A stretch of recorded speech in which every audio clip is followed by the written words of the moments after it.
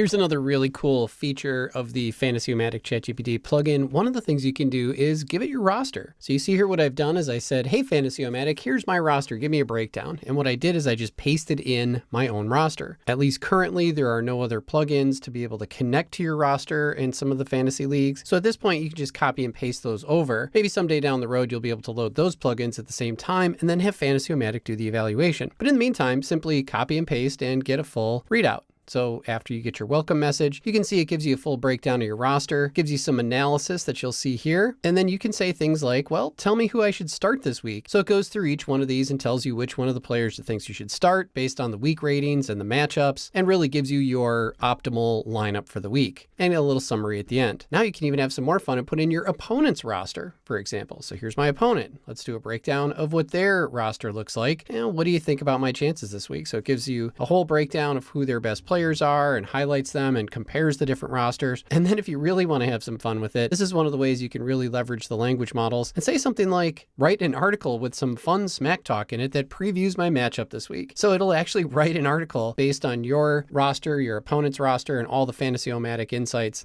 available to it. So this is really one of the ways that you can leverage a language model to really have some fun with fantasy football. And the whole thing that will facilitate this for you is the FantasyoMatic ChatGPT plugin.